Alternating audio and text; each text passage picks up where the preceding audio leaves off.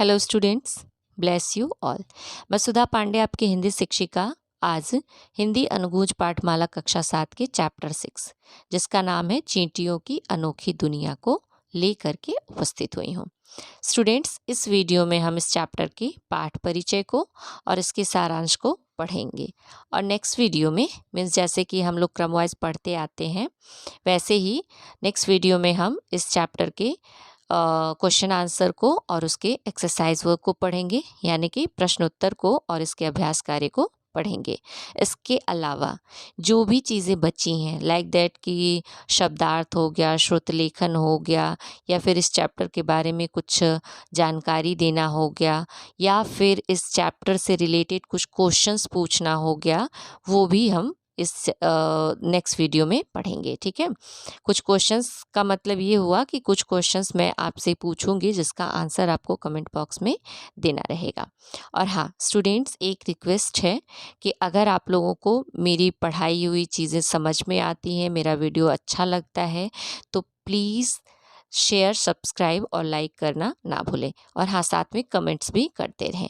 इससे क्या होता है ना कि हमारा मोटिवेशन होता है, हम मोटिवेट होते हैं कि अच्छी अच्छी वीडियोस, मतलब आपके अकॉर्डिंग वीडियोस, आपके पढ़ने की चीज़ें, आपसे रिलेटेड चीज़ें वीडियोस बना करके डालते रहें, ताकि आपकी हेल्प हो सके। ठीक है, तो चलिए स्टूडेंट्स, हम अपने चैप्टर को स्टार्ट करते हैं। चैप्टर 6, चींटियों की अनोखी दुनिया। इस चैप्टर को पढ़ने के क्रम में हम पहले पाठ परिचय पढ़ेंगे, फिर जीवन मूल्य को पढ़ेंगे, फिर हम इस चैप्टर के सारांश को पढ़ेंगे, और एट लास्ट मीन्स वीडियो के लास्ट में मैं आपसे एक क्वेश्चन पूछूंगी, जिसका आंसर आपको कमेंट बॉक्स में देना रहेगा। और हाँ, एक और चीज़ है कि कुछ क्वेश्चंस और भी हैं जो मैं आपको नेक्स्ट वीडियो में पूछूंगी, उसका आंसर भी आपको कमेंट बॉक्स में देना है।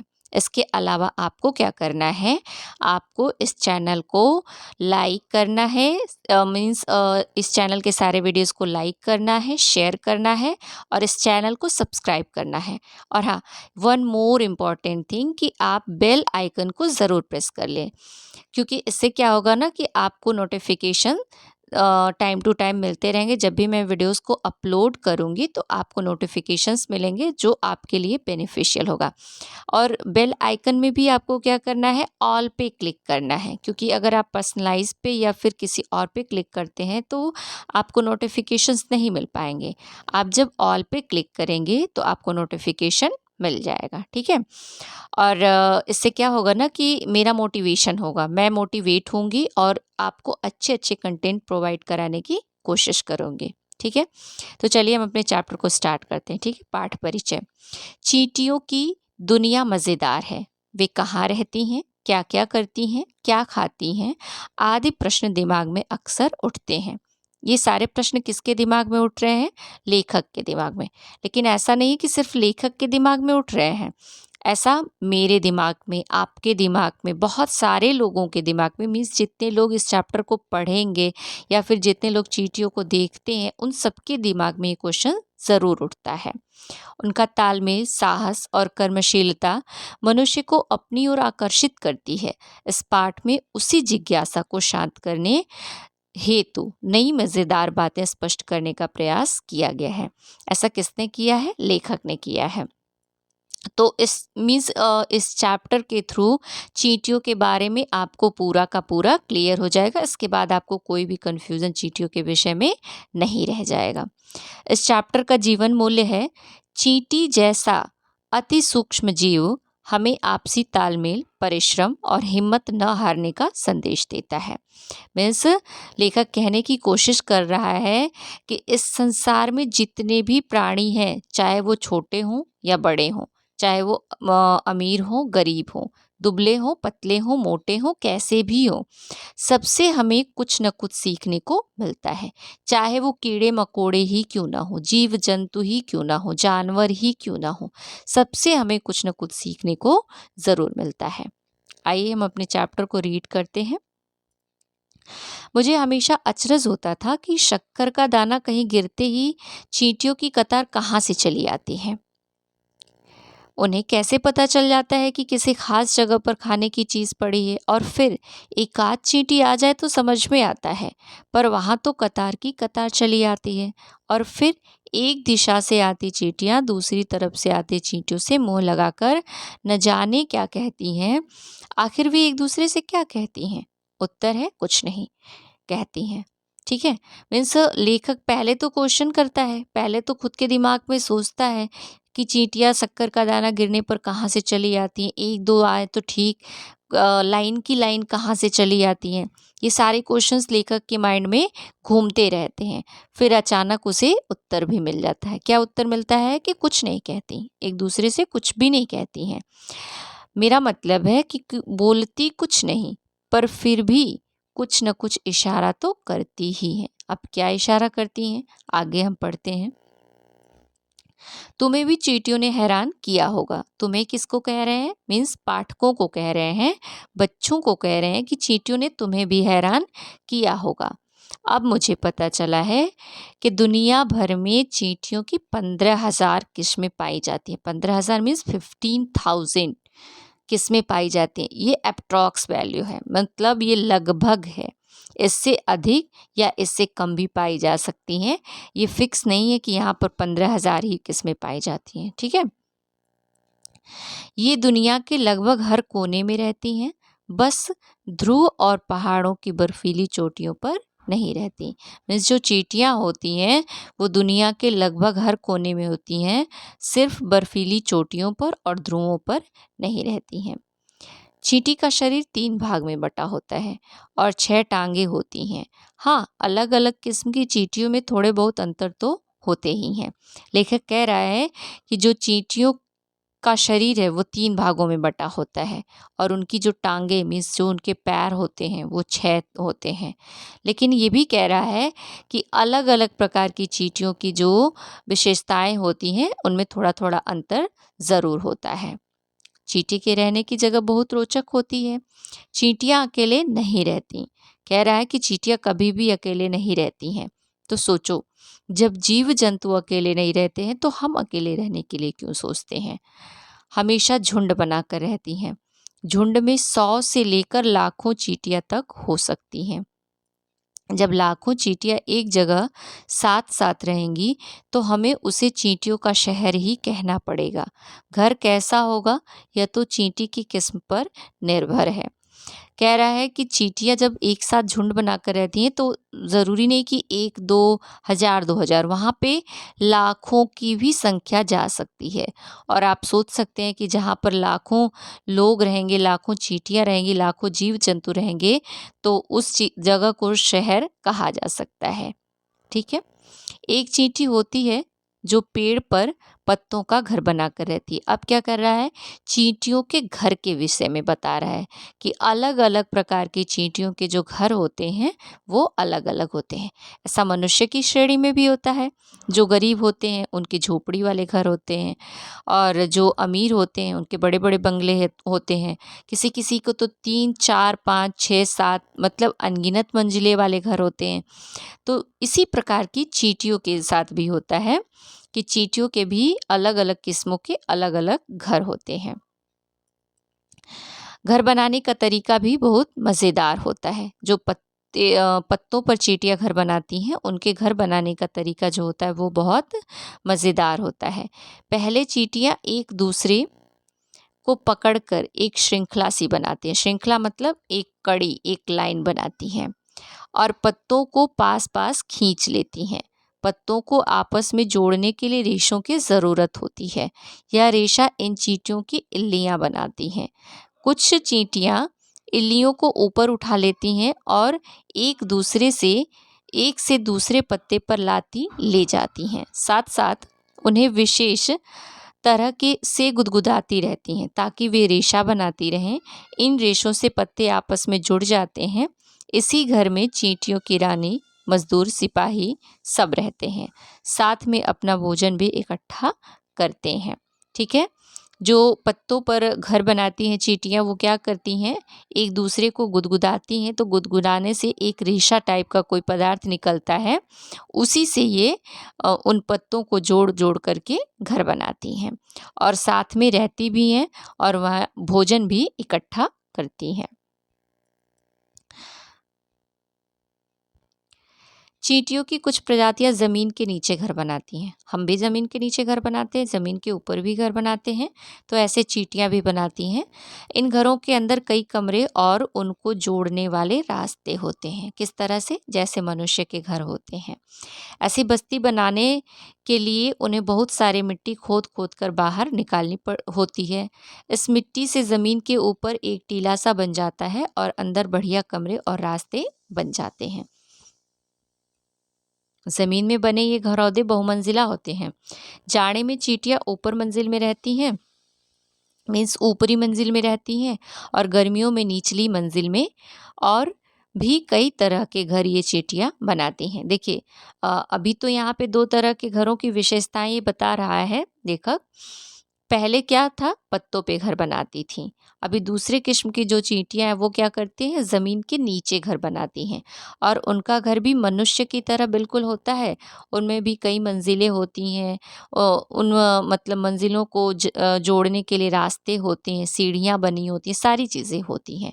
और उसके लिए इन्हें क्या करना होता है कि ज़मीन से मिट्टी खोद-खोद करके ऊपर निकालना होता है। उससे क्या होता है कि एक टीला सा बन जाता है। टीला मतलब मिट्टियों का ढेर बन जाता है।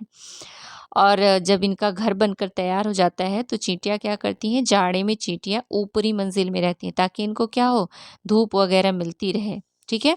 और गर्मी में क्या करती हैं, निचली मंजिल में चली जाती हैं ताकि गर्मी से इनको राहत मिल सके, ठीक है? एक ही जात की सारी चींटियाँ एक जैसी नहीं होती, उनमें अंतर होते हैं। आपको लगेगा कि चींटियाँ एक ही जैसी होती हैं, लेकिन ऐसा नहीं है। एक ही जात की सारी चींटियाँ एक जैसी नहीं होती हैं, उनके शरीर में और उनके बनावट में अंतर होता है। हर एक घर या बस्ती में एक रानी होती है। मतलब प्रत्येक घर या प्रत्येक प्रकार के घरों में या प्रत्येक प्रकार की बस्ती में एक चींटी ऐसी होती है जिसे हम रानी चींटी कहते हैं। रानी को पहचानना बहुत आसान है। रानी को हम बहुत ही आसानी से पहचान सकते हैं। उस बस्ती में यही सबसे बड़ी चींटी होती है और एक ही जगह चुपचाप पड़ी रहती है। ये उसकी पहचान है, क्योंकि वो सबसे बड़ी होती है और एक ही जगह चुपचाप पड़ी रहती है। वो कोई काम वाम नहीं करती। बस इसका एक ही काम होता है, अंडे देते रहना। वो सिर्फ क्या करती है, अंडे देती है। इन अंडों को उठाकर अलग करना, उनकी देखभाल करना, इल्लियाँ निकलने पर उन्हें भोजन कराना। इल्लियाँ मतलब जब वो बच्चे बन जाते हैं, बच्चों का रूप ले लेते हैं, तो भोजन कराना वगैरह काम मज़दूर चींटियाँ करती हैं। मीन्स जो रानी चींटी के अंडों को पालती हैं, उन्हें उनकी देखभाल करती हैं, उन्हें भोजन कराती हैं, ऐसी चींटियों को मज़दूर चींटियाँ कहा जाता है। ये चींटियाँ काफ़ी छोटी होती हैं। कौन सी चींटियाँ? मज़दूर चींटी जो होती हैं वो बहुत ही छोटी होती हैं। तथा भोजन लाना, भोजन इकट्ठा करके खाना, घर बनाना, मरम्मत करना आदि कार्य करती हैं। ये सारे काम कौन सी चींटियाँ करती हैं? मज़दूर चींटियाँ करती हैं। मज़दूरों का काम ही होता है घर को बनाना, तो ये चींटियाँ भी वही काम करती हैं।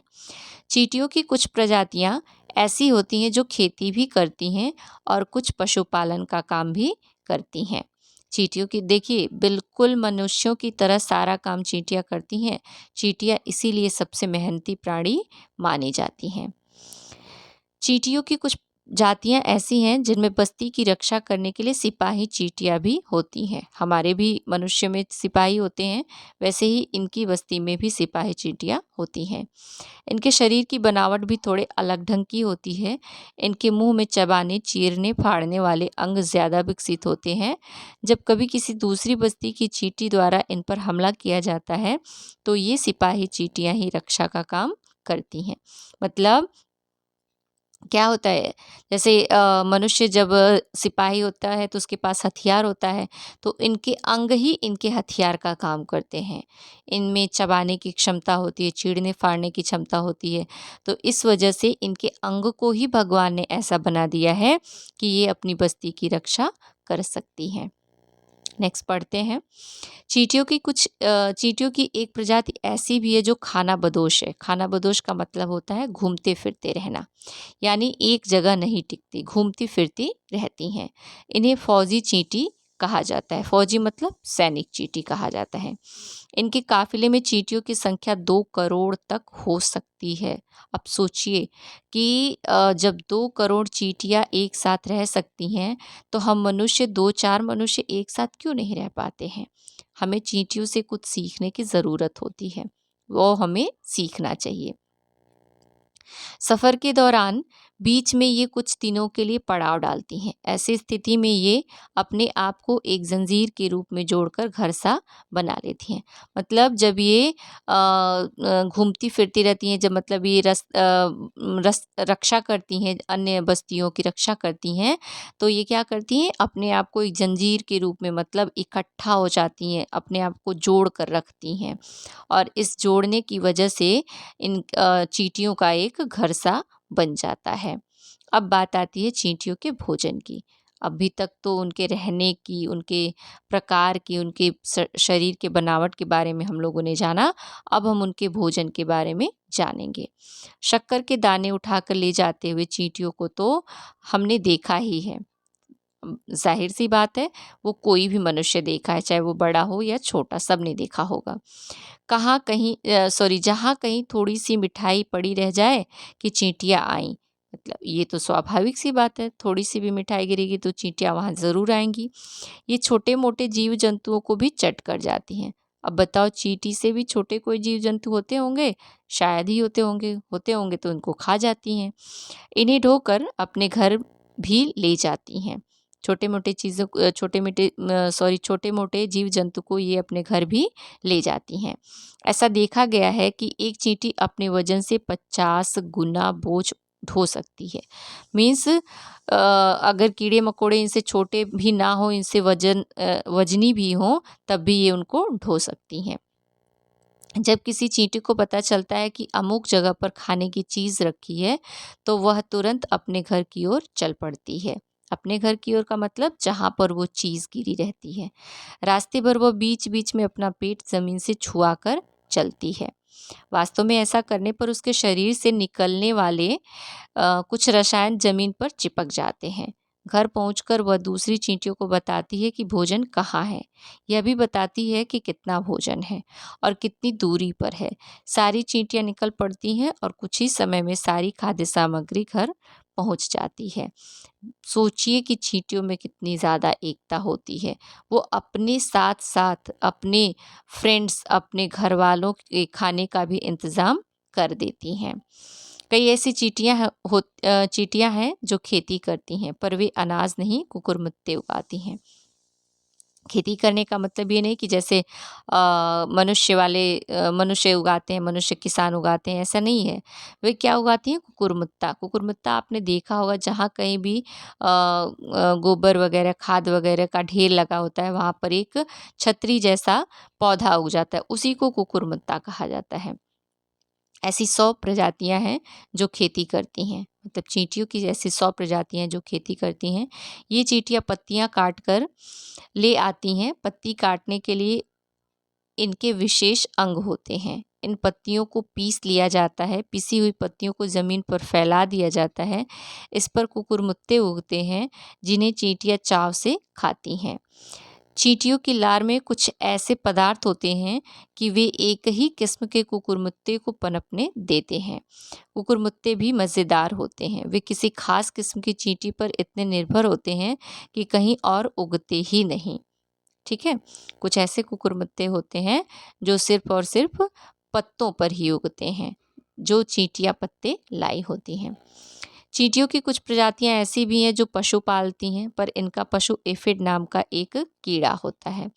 देखिए, पशु जो होता है वो एफिड नाम का कीड़ा होता है, वो भी उनके भोजन के काम आता है। कैसे आता है देखते हैं।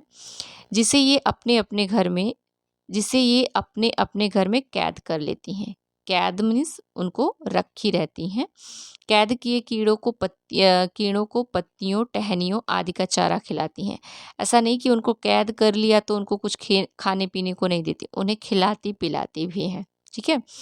जब चींटियों को भूख लगती है तो वे एफिड को थपथपाती हैं, मारती नहीं है, उन्हें जान से नहीं मारती हैं, सिर्फ क्या करती हैं, थपथपाती हैं, जिससे उसके पेट के पिछले हिस्से से शहद के समान रस निकलता है, जिसे चींटियाँ चटकर जाती हैं। एफिड बहुत नाजुक जीव होते हैं। चींटियाँ उन्हें सुरक्षा देती हैं और वे बदले में भोजन, मतलब ये उनको पालती हैं और एफिड उनको भोजन देते हैं। चींटियों के बारे में कहा जाता है कि वे सामाजिक प्राणी हैं। भाई बिल्कुल सामाजिक प्राणी हैं, जब सारा काम वो मनुष्य की तरह कर रही हैं तो क्यों नहीं सामाजिक प्राणी हैं। वे बहुत अक्लमंदी से काम करती हैं, घर बनाती हैं, भोजन इकट्ठा करती हैं, खेती करती हैं, एफिड पालती हैं, एफिड मतलब पशु पालती हैं, दुश्मनों से अपनी बस्ती की रक्षा करती हैं, बच्चे पालती हैं आदि। ये सब काम क्या बिना किसी योजना के हो सकते हैं। इसीलिए चींटियों को बुद्धिमान भी कहा गया है। ठीक है, चींटियों को बुद्धिमान भी कहा जाता है। बुद्धिमान का मतलब यह है कि हिल मिलकर तालमेल बनाकर काम करना। जाहिर सी बात है, चींटियां हमेशा ग्रुप में ही काम करती हैं, हमेशा हिल मिलकर तालमेल बनाकर ही काम करती हैं। जटिल रचना बनाना और परिस्थिति देखकर फैसला करना, पर क्या वास्तव में ऐसा होता है। मतलब अब लेखक देखिए, अभी तो कह रहा था कि सामाजिक प्राणी है, उनके कार्यों से पता चलता है कि वे सामाजिक प्राणी हैं, लेकिन क्या ये सच भी है। ऐसा उनके मन में फिर से क्वेश्चन आ गया। जैसे जब चींटियां पत्तियां लाना शुरू करती हैं तो क्या वे जानती हैं कि इस पत्ती का क्या करेंगी। पता नहीं, शायद उन्हें पता भी हो। हम मानते हैं कि किसान जब खेत जोतते हैं तो उन्हें फसल कटने तक के कामों का पूरा अंदाज़ा रहता है। जाहिर सी बात है, किसान को पता रहता है कि हम कब बुआई करेंगे, कब जुताई करेंगे, कब हमें फसल काटने को मिलेगा। सारे काम की सिलसिलेवार योजना दिमाग में रहती है। क्या चींटियों को भी पूरा सिलसिला पहले से मालूम होता है। ये लेखक अपने दिमाग में सोच रहा है। मतलब यह कि चींटियां जो भी करती हैं, क्या उसका उद्देश्य उन्हें पता होता है। वैज्ञानिकों की अभी उन पर खोज बाकी है। ये सारी चीज़ें अभी तक वैज्ञानिक भी पता नहीं लगा पाए हैं, लेकिन शायद ऐसा हो भी सकता है, ये अंदाज़ा लगाया जा सकता है। एक रानी 15 साल तक जिंदा रहती है। अब चींटियों के जीवन के बारे में बताया जा रहा है कि चींटियां कितने दिन तक जीवित रहती हैं। जो रानी चींटी होती है वो 15 साल तक जीवित रहती है। मजदूर चींटियां अक्सर 7-8 साल जीती हैं। मजदूर चींटियां भाई काम इतना करती हैं तो वो ज़्यादा दिन तक कैसे जीवित रहेंगे। अब रानी चींटी जो है वो दिन भर पड़ी रहती है, खाती रहती है, तो वो तो जीवित रहेगी ही। ऐसा लगता है कि बस्ती में एक रानी के होने से लेकर अन्य सभी कामों के पीछे रासायनिक संकेत का ही हाथ है। कुल मिलाकर ये रासायनिक संकेत 2 प्रकार के होते हैं, एक स्वाद वाले और दूसरे गंध वाले। गंध वाले संकेत वे होते हैं जो चींटियों की बड़ी संख्या को एक साथ किसी काम के लिए तत्पर कर देते हैं। स्वाद वाले पदार्थ स्पर्श के माध्यम से एक दूसरे तक पहुंचते हैं। मीन्स चींटियों की जो 2 किस्में होती हैं, एक स्वाद पर निर्भर करती हैं और एक गंध पर निर्भर करती हैं। हम लास्ट पैराग्राफ पढ़ेंगे, मीन्स लास्ट पेज को पढ़ेंगे। जब एक चींटी दूसरे चींटी से जबान लड़ाती है, जबान लड़ाती मतलब बात करती है, तो वास्तव में वे आपस में एक रासायनिक मिश्रण का आदान प्रदान करती हैं। क्या करती हैं, एक दूसरे से रासायनिक मिश्रण का आदान प्रदान करती हैं। इस मिश्रण के रासायनिक पदार्थ तुरंत शरीर पर असर करते हैं और चींटी को बताते हैं कि उसे क्या करना है। मजेदार बात यह है कि चींटियां इन रासायनिक संकेतों को अनसुना अनदेखा नहीं कर सकती। मतलब उन चीज़ों को उन्हें फॉलो करना ही पड़ता है। एक कान से सुनकर दूसरे कान से नहीं निकाल सकती। मनुष्य की तरह थोड़ी ना होती हैं कि एक कान से सुना दूसरे कान से निकाल दिया। चींटियां हर एक चीज़ को गौर से सुनती और समझती हैं। वे इनके अनुसार काम करने को मजबूर होती हैं और जैसा ही बाकी चींटियों के द्वारा रासायनिक संकेत दिया जाएगा, उसी के अनुसार बाकी चींटियों को काम करना पड़ता है। नन्ही सी चींटी विशालकाय हाथी को भी पराजित कर सकती है। इस चैप्टर से हमें सीख मिलती है कि आप छोटे हैं कि बड़े, ये मैटर नहीं करता है। मैटर करता है कि आप कितने बुद्धिमान हैं, कितनी बुद्धिमानी से काम ले रहे हैं, इस चीज़ को मैटर करता है। तालमेल से काम करती हैं। चींटियां हमें भी बहुत कुछ सिखा देती हैं। चींटियाँ बहुत हिम्मती होती हैं, तभी तो कहा गया है, नन्ही चींटी जब दाना लेकर चढ़ती है, चढ़ती दीवारों पर 100 बार फिसलती है। मन का विश्वास रगों में साहस भरता है, गिरकर चढ़ना चढ़कर गिरना न अखरता है। आखिर उसकी मेहनत बेकार नहीं होती, कोशिश करने वालों की हार नहीं होती। मीन्स चींटी हमें सिखाती है कि अगर आप लगातार किसी चीज़ को पाने का प्रयास कर रहे हैं, तो एक न एक दिन वो चीज़ आपको ज़रूर मिल जाएगी। इसलिए आपको कभी भी अपने जीवन में निराश नहीं होना चाहिए। आप एक स्टेप चढ़ेंगे तो गिरेंगे, तो आप अगली बार उठेंगे तो 2 स्टेप ज़रूर चढ़ेंगे, और ऐसे करते करते आप अपनी मंजिल तक ज़रूर पहुंच जाएंगे। ये सीख हमें एक छोटी सी चींटी से मिलता है, तो फिर हम मनुष्य इस चीज़ को फॉलो क्यों नहीं कर पाते हैं। ये था हमारा चैप्टर। इस चैप्टर के लास्ट में मैंने आपसे बोला था कि मैं क्वेश्चन पूछूंगी, तो उस क्वेश्चन को मैं पूछने के बाद इस चैप्टर को यहीं पे फिनिश करेंगे, और इस चैप्टर के नेक्स्ट चीज़ को मीन्स क्वेश्चन आंसर हो गया, एक्सरसाइज वर्क हो गया, वो हम नेक्स्ट वीडियो में इस चैप्टर को पढ़ेंगे। ठीक है, तो मैं आपसे क्वेश्चन पूछती हूँ। क्वेश्चन क्या है हमारा, हमारे पैरों तले आने वाली चींटियों का संसार कितना विचित्र है, ये आपको अपने दिमाग से बताना है। एक एक तरह से ये अपने आप में आंसर भी है, एक तरह से ये क्यूरियोसिटी भी है, मतलब, और एक तरह से क्वेश्चन भी है। आप इसको क्वेश्चन के रूप में लेंगे और इसका आंसर कमेंट बॉक्स में देंगे। मिलते हैं नेक्स्ट वीडियो में इसी चैप्टर के क्वेश्चन आंसर और अभ्यास कार्य के साथ। तब तक के लिए बाय बाय।